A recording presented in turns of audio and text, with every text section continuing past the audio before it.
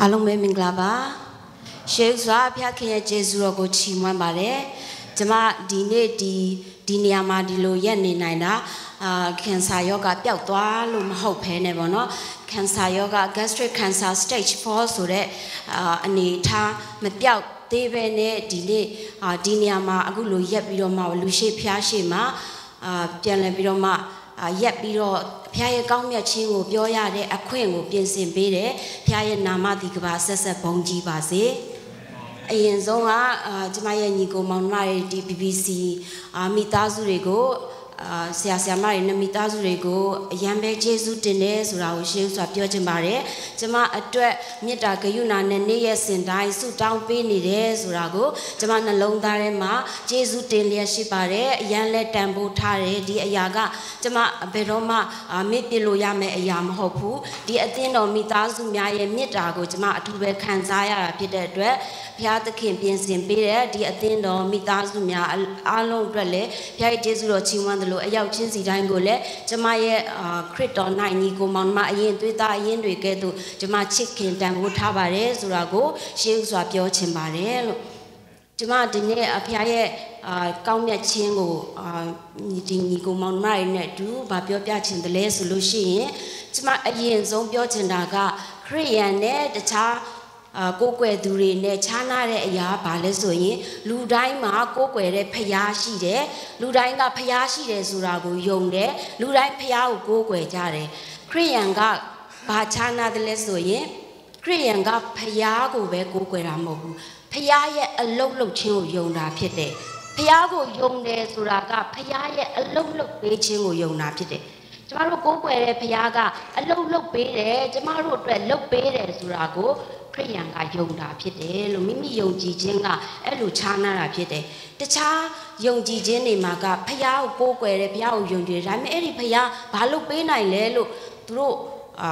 ရှင်းလင်းစွာမသိကြဘူးတက်နိုင်ခြင်းမတက်နိုင်ခြင်းဆိုတာတွေကိုလည်းသူတို့ရှင်းလင်းစွာတတိမထားမိဘဲနဲ့မှကိုယ်ွယ်တာဖြစ်တယ်ဒါပေမဲ့ခရစ်ယာန်ကတော့ရှင်းလင်းစွာနဲ့သိတာကဘုရားကတက်နိုင်တဲ့ဘုရားဖြစ်တယ်အရာရာတက်နိုင်တဲ့ဘုရားဖြစ်တယ်အဲ့ဒါကိုယုံကြည်တဲ့အခါမှာကျမတို့က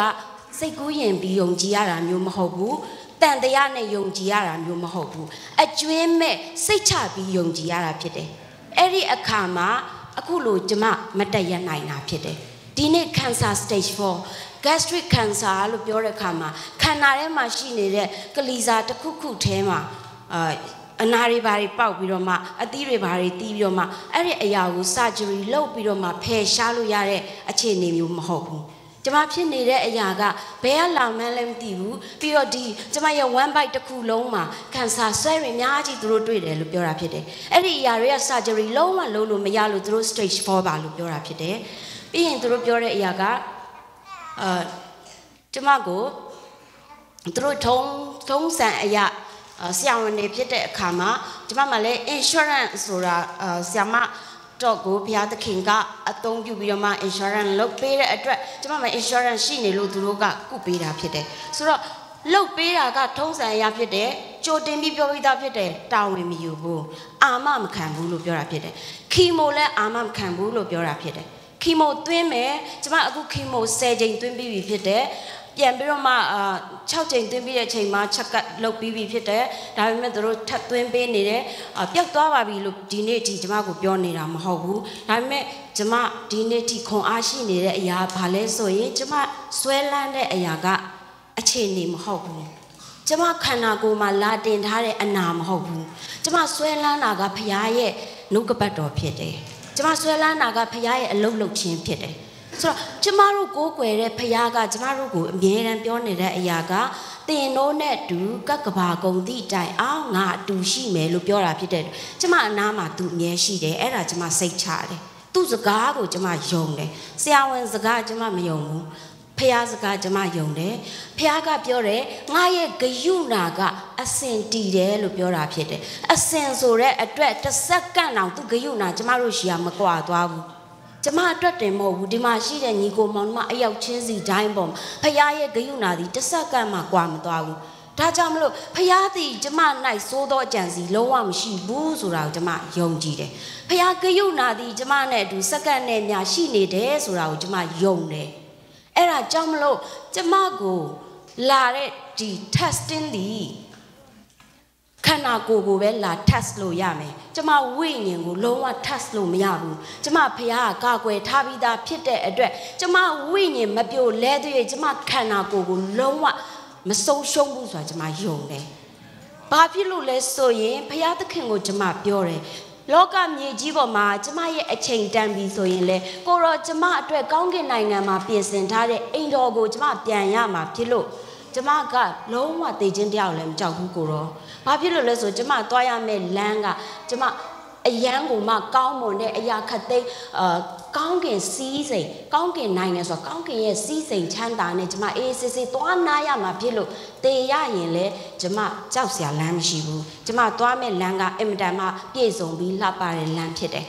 အဲ့လိုပဲကျမကလောကမြေကြီးပေါ်မှာကျမအသက်ရှင်နေတာကျမတွေမဟုတ်ဘူးဒီယုံကြည်သူသားသမီးအယောက်ချင်းစေတာဒီနေ့ဖခင်ကမြေကြီးပေါ်မှာအသက်ရှင်စေတာကသူ့ရဲ့ဘုန်းထင်ရှားဖို့ဒါတော့ဘုန်းတော်နဲ့ဆိုင်သောသားသမီးတွေဖြစ်တဲ့အတွက်ကျမအားဖြင့်သူကဒီလောကမြေကြီးပေါ်မှာလောကသားတွေကိုဒီအသက်ရှင်သောဖခင်ကိုကိုးကွယ်သောယုံကြည်သောစိတ်ချသောသားသမီးများရဲ့အသက်တာမှာဖခင်သခင်ကအဲ့ဒီလိုတတ်နိုင်တယ်ဆိုတာကိုကျမတို့ရဲ့အသက်ရှင်ခြင်းအားဖြင့်တတ်သိပြုတ်ခြင်းတဲ့အခါမှာကျမတို့အသက်တာကိုအသုံးပြုပြီးဘုန်းတော်ထင်ရှားစေခြင်းတဲ့အခါမှာကျမတို့ကိုမဖြစ်မနေကိုကယ်မှာဖြစ်တယ်stage 4မကလို့ကျမကိုမနှက်ပြန်သိမယ်လို့ပြောရင်တော့မှပဲအဲ့ဒီစကားကအမှားပဲဖြစ်သွားလိမ့်မယ်ဖခင်သခင်ကအဲ့ဒီလိုတတ်နိုင်တဲ့ဖခင်ဖြစ်တယ်ဒါကြောင့်မလို့ကျမ်းစာကိုဖတ်ပြီးတော့မှတေသောသူကိုပြန်ရှင်စေတဲ့ဖခင်ဆိုတာဒီနေ့မှာတော့ဟုတ်ရဲ့လားလို့တန်တရားရှိနေရင်တော့အသက်ဆုံးရှုံးရမှာဖြစ်တယ်ဒါပေမဲ့ဟုတ်တယ်အဲ့လိုဖခင်ဟုတ်တယ်လို့တကယ်စိတ်ချပြီးယုံကြည်ရင်တော့ကျမတို့တေခြင်းကိုအောင်မြင်တဲ့ဖခင်ကကျမတို့ရဲ့အသက်တာထဲမှာလည်းလက်တွေ့ပြပြီးတော့မှကျမတို့ကိုကြည့်တဲ့အခါမှာလူတွေကဟုတ်ပါလားဆိုတဲ့ဖခင်ရဲ့တက်နိုင်ခြင်းတတ်သေးကိုထူသောဖခင်ဘုန်းကိုထင်ရှားစေသောသားသမီးဖခင်ရဲ့အလင်းကိုထွန်းလင်းတဲ့ဖခင်ရဲ့အကြံစီဖြစ်တဲ့ကျမတို့ကလောကမှာဖခင်ရဲ့တတ်သေးတွေလို့ပြောတာဖြစ်တယ်နှုတ်ကနေပြီးတော့မှဖခင်ကောင်းမြတ်တယ်ဖခင်ကောင်းမြတ်တယ်ဖခင်တတ်နိုင်တယ်လို့ပြောပေမဲ့ကျမတို့အသက်တာထဲမှာလူရဲ့မျက်စိနဲ့ကြည့်တဲ့အခါမှာအဲ့ဒီအသက်ရှင်ခြင်းကထင်ရှားစွာမမြင်ရရင်ကျမတို့နှုတ်ကပြောနေပေမဲ့သူတို့ယုံဖို့အရန်ခက်တာဖြစ်တယ်ဒါပေမဲ့ကျမတို့ပြောစရာမလိုပဲနဲ့ကျမတို့ရဲ့အသက်တာမှာဖခင်ရဲ့အလုံးလုံးခြင်းကိုလူမျက်စိနဲ့ထင်ရှားစွာမြင်တော့အခါမှာဟုတ်ပါလားဆိုတာနဲ့အတူထိုတတ်တွေကကျမတို့ဖခင်ရဲ့အသက်ရှင်ခြင်းဖခင်ရဲ့တတ်နိုင်ခြင်းဖခင်ရဲ့ဂရုဏာတော်မေတ္တာတော်တွေကိုကျမတို့အသက်ရှင်ခြင်းနဲ့တတ်သိထူပြီးတော့မှပျောက်ဆုံးဝိညာဉ်များစွာကနိုင်ငံတော်တွေကိုတကယ်ရောက်လာမှာဖြစ်တယ်ဒါကြောင့်မလို့ဒီနေ့ကျွန်မခွန်အားပေးခြင်းတဲ့အရာကကျမတို့ယုံကြည်ခြင်းကစိတ်ကူးရင်လို့မရဘူးကျမတို့ယုံကြည်ခြင်းကထုံတန်းစင်လာထဲမှာသွားလို့မရတာဝန်ရသွားလို့မရဘူးမယုံတယုံတန်တရားနဲ့သွားလို့မရဘူးစိတ်ချပြီးယုံကြည်လို့ရှိရင်တကယ်တတ်တွေကကိုယ့်ရဲ့အသက်တာထဲမှာထင်ရှားမှာဖြစ်တယ်ကိုယ့်ရဲ့အသက်တာကဖခင်ရဲ့ဘုန်းတော်ကိုအဲ့လိုထင်ရှားစေတဲ့အခါမှာလေကိုကလောကမှာအသက်ရှင်ရတာမင်္ဂလာရှိတော်သူဖြစ်တာဖြစ်တယ်သူတစ်ပါးနဲ့ခြားနာပြီးတော့မှမင်္ဂလာရှိစွာအသက်ရှင်ရတာကကျမတို့လောကမှာလူဖြစ်ရတာအင်မတန်မှအဓိပ္ပာယ်ရှိတာဖြစ်တယ်ဆိုတာကိုဒီနေ့ညီကိုမောင်နှမအယောက်ချင်းစီတိုင်းရဲ့ရှေ့မှာကျမသက်သေခံခွန်အားပေးခြင်းပါတယ်ကြားနာရတော်သူအယောက်ချင်းစီတိုင်းပေါ်မှာဘုရားသခင်ကောင်းချီးပေးပါစေ BBC မိသားစုအယောက်ချင်းစီတိုင်းရဲ့အသက်တာအဖြစ်လဲဘုရားဘုန်းကြီးစွာထင်ရှားပါစေ